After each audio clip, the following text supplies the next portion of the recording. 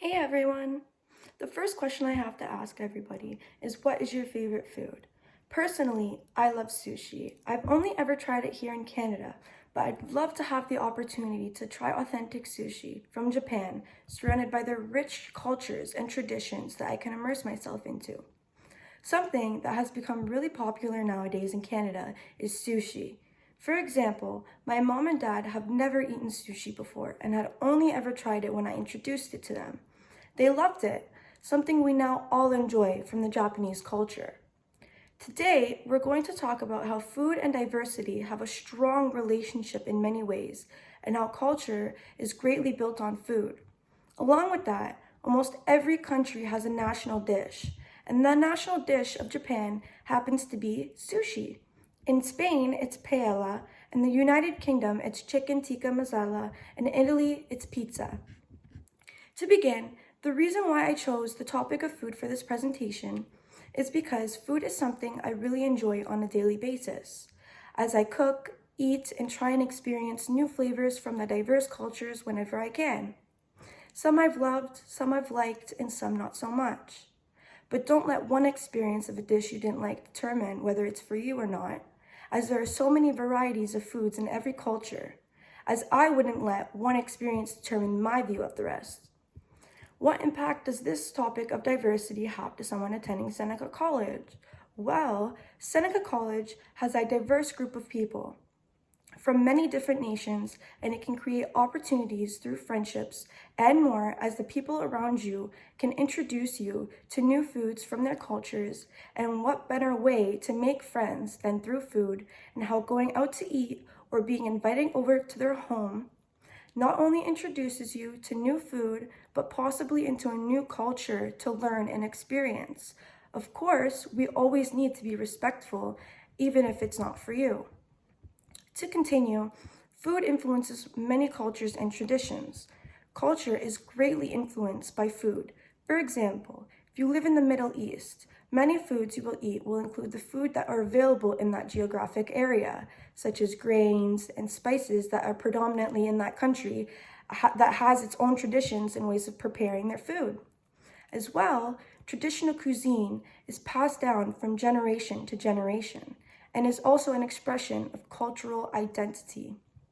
People from different countries bring foods from their countries with them wherever they go, and as a way of preserving their culture when they move to new places. Food is also a major component of major holidays, festivals, and daily living. This is because food is an important part of celebrations in all nations, regardless of the culture and religion. One way of showing this is for Christmas. The traditional foods vary in each country, as French Canada has Christmas desserts like donuts and sugar pie, Germany has gingerbread biscuits, and Russia has a feast of 12 dishes. The lunar year, China enjoys fish, chestnuts, and fried foods. Korea enjoys dumplings, soup, and Vietnam enjoys meat-filled rice cakes and shark fin soup. In addition, some cultures have special religious practices, such as blessing the food, praying before you eat, and even there are forbidden foods that are not socially acceptable to eat. What did I learn about this area of diversity that was new to me? I learned a couple of new things about this topic of diversity regarding food. That even though I'm from an English background and the food doesn't seem as exotic as other cultures, these foods from these different cultures have a big influence on how we prepare and cook our foods. Many ideas have come from different countries that we now practice here, whereas in other countries, there may not have as much of an influence as they do in Western society.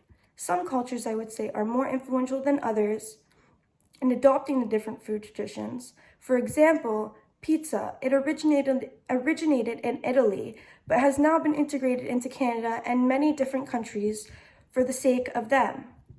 Overall, diversity in food have a huge impact on culture.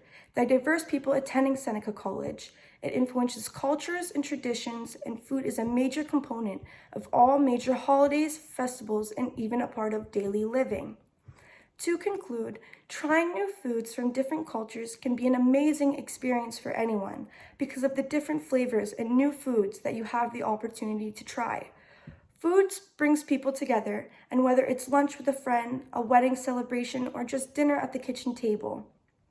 Even though there are foods, for example, in some countries, bugs are something people eat, which is not the norm here. And people can make jokes and be rude about it, but they should always maintain a culture of respect because these people may think the same about our food.